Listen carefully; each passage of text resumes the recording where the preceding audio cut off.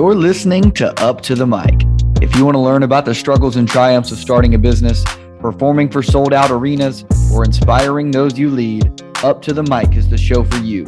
Throw on some headphones and get ready to listen as our host, Vinny Hale, sits down to showcase the stories of those who deserve their stories be told. From young entrepreneurs to critically acclaimed musicians and so much more, Vinny helps compile a season of interviews that inspire listeners to follow in the footsteps of his guest. Welcome back to another episode of Up to the Mic, everybody. Today is another episode where I sit down with myself and talk to you about something that I have going on, something that you may be inspired by, and something that you might want to learn or not. That's okay. That's fine too.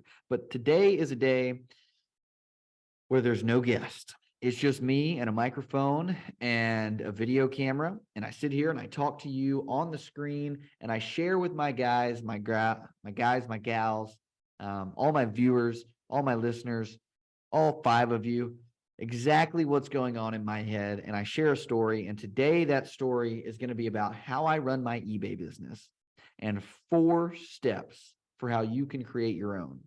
Now, I know what you're thinking. Let me stop you right there. This is not some sales guru, get rich quick scam. I don't make a ton of money from eBay, and that's just completely honest. But I do make some money from eBay. I have built sort of a system to help myself make money from eBay. And today I'm going to share with you how to do that.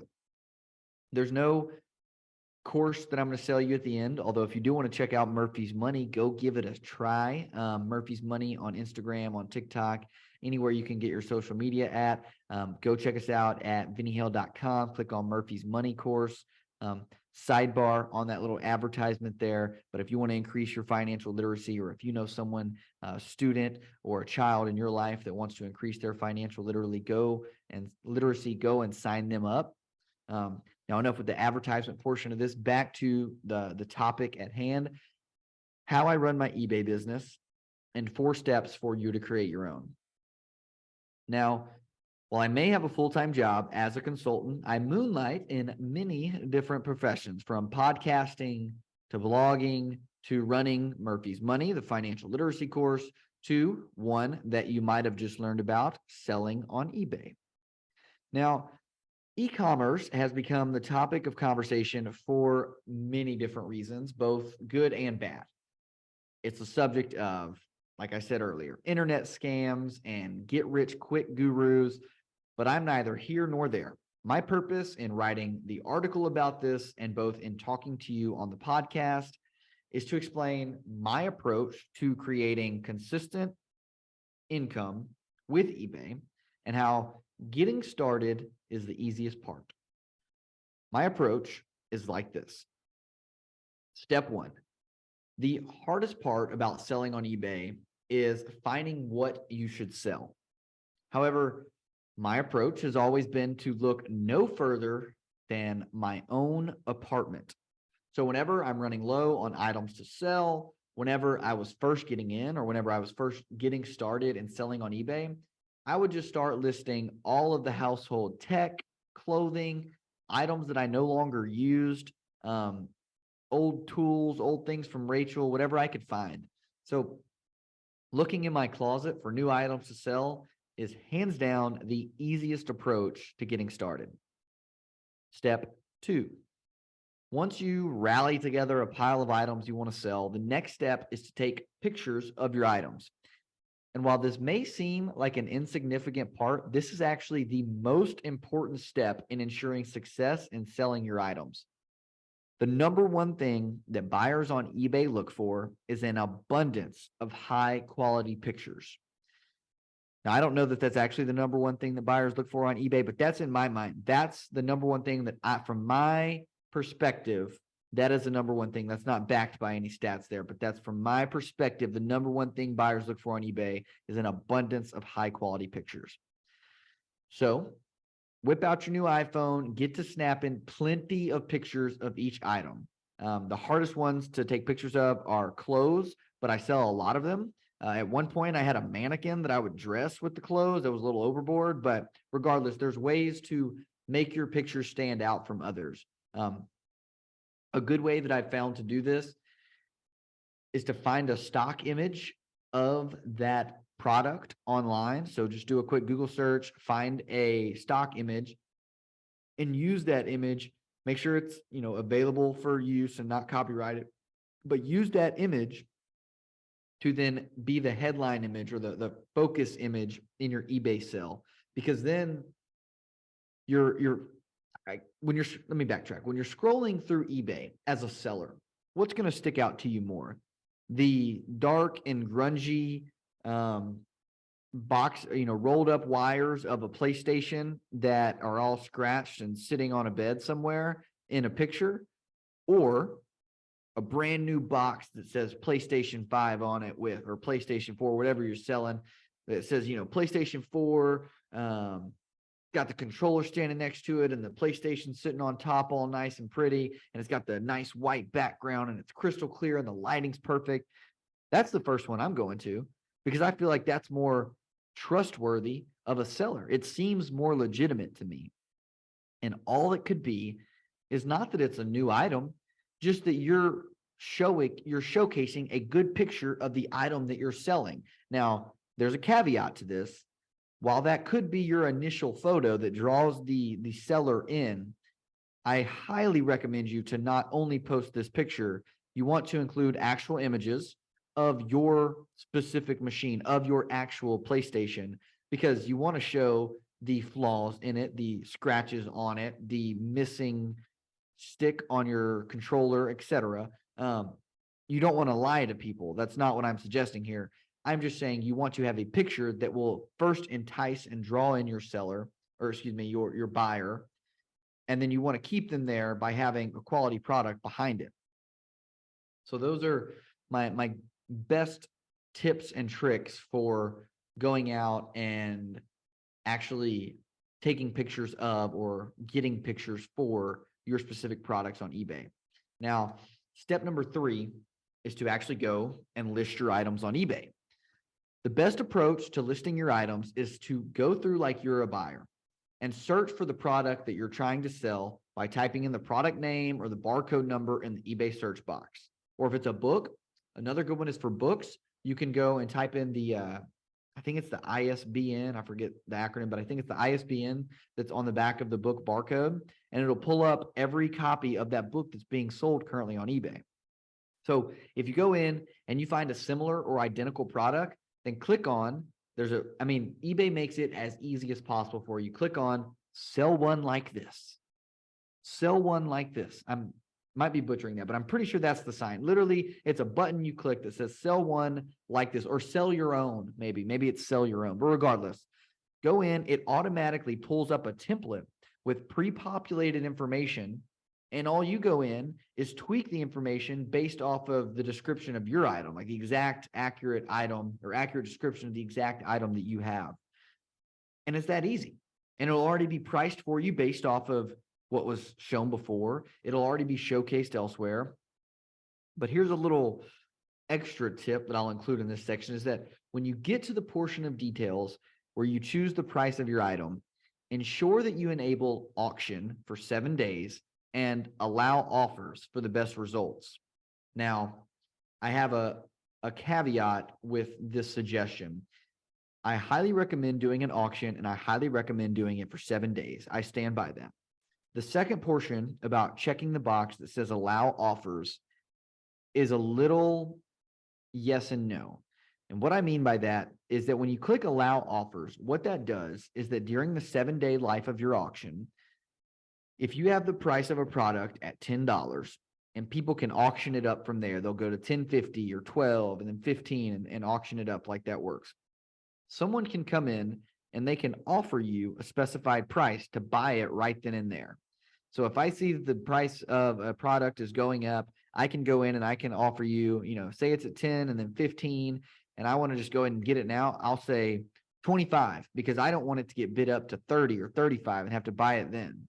So I'll go in and I'll offer you $25 or whatever the price I offer is, and I can choose to accept or decline that offer. If I accept the offer, then the auction ends and that buyer won the product. The problem with this is that there there are a lot of scammers on eBay. And so when you are going through and you're selling products, a lot of times you'll get offers that are too good to be true. And if this is the case, it's too good to be true. Do not fall for the trick that, oh, like a lot of times what they'll do is the scammer will go in and they'll offer you something like double the asking price. That's your first, that's probably not going to happen. So they'll offer you something double the price. And then once you accept the offer, they'll start sending you comments and they'll say, my eBay is not working, or something is messed up with my payment. Just PayPal it to this email. And then they'll have you PayPal the amount, or excuse me, they'll have you ship it to a certain address and they'll ask for your PayPal information to PayPal the information to you. And then they'll send you fake emails about how they've PayPal'd you, how you've received a PayPal payment, and they look fairly legitimate. Things to look out for are misspellings, etc. But it's a very common scam. Don't get looped in for it. This, most notably in my experience, happens when you're selling electronics, like really high ticket items.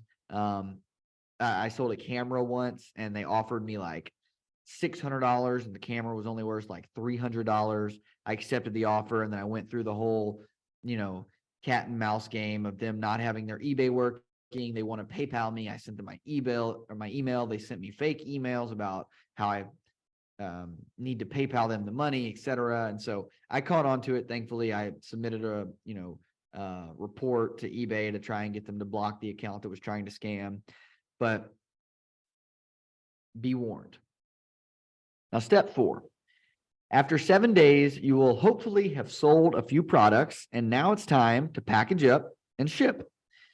Whenever an item sells, you will be notified by eBay once that buyer has paid. Ensure that you never ship an item prior to a buyer having paid through the eBay platform. Don't do it through PayPal like I warned you of earlier, through the eBay platform. However, once the money shows up as paid in your eBay account, it's as easy as clicking print shipping label, printing the label, taping it to the box or the bubble mailer or whatever you placed your product in, whatever you place the item in. That's it. I guess the last step is to drop it off at USPS, UPS, or FedEx. I usually do USPS first class packages because it's the cheapest and the fastest, and it's for items less than a pound. Over that threshold, you kind of have to choose some other ones, but that's it. You've sold your first item on eBay. You're on your way to building a successful eBay store. What's next? Well, selling your first item is the easy part, guys, but sustaining the sale of items is the hard part. So more than likely, you'll have items that don't sell during their first auction. Go in. My recommendation would be to set your eBay account to automatically relist items that don't sell. After that, you just go in and figure out where your next items will come from. One approach that I use to gather more inventory to list on my store is to go in and clean out family members' garages. So I'll just go in and offer to sell their old items. Sometimes I'll, need to sweeten the deal a little bit. So I'll offer them a portion of the sale. And then a lot of times they'll let me just keep all the sale price because they don't want the hassle of having to sell it themselves and they don't want it in their garage anymore. So that's a good way to go about it. One other method to gaining more items for eBay stores is to go thrifting. So you sell some items during this first, go at it. We'll take the items you make from your first set of sales and then go thrifting to purchase other items that you then expect to sell for even more. I'll give you a couple best-selling items on eBay. And again, I will put the disclaimer here that these are what I've seen from my experience as the best items to sell on eBay. I'm not sure what the actual statistics are. But number 1, technology. I don't think there's ever been a tech product that I have put on eBay that has not sold. Number 2, clothes. Clothes oftentimes don't sell the first time around, but after a few times of having them relisted, eventually my clothes tend to sell. And that's quality clothes. I'm not just selling junk clothes or clothes that nobody would want. Just general, old polos, old nice t-shirts that, are still in good quality. Rachel's old dresses, etc. Third one is jewelry. Jewelry always sells. It's a big category. I don't have a ton of jewelry to sell, but the jewelry that I have listed on eBay did sell. So that was always a big winner. If I had more, I'd sell it. Beauty supplies is the last one I was going to mention. A lot of times I don't sell a ton of it again, but a few times I've had gifted kits of makeup that Rachel had gotten a long time ago and forgotten about, and things like that would sell. But yeah, overall, I guess I'll close out with some final thoughts. Having an eBay store, it's no reason to quit my full-time job, that's for sure, but it does help provide a supplemental form of income. So by starting an eBay business, or even just using it as an online garage sale, can be a valuable and easy way for most people to pocket some extra cash as they head into this new year of 2023. So I hope this provided some sort of value to you today. As always, if you're listening to this on YouTube, or if you're watching this on YouTube, I'd like to point out to you that we do have a podcast called Up to the Mic that you can find on all of your podcast platforms. And then we also have social medias. You can find us on Instagram and TikTok at @UpToTheMic_pod. For those of you that are reading this as a blog post, you're probably not listening to me talk right now. But for those of you who listened to this now and prior to this read the blog post, thank you for that.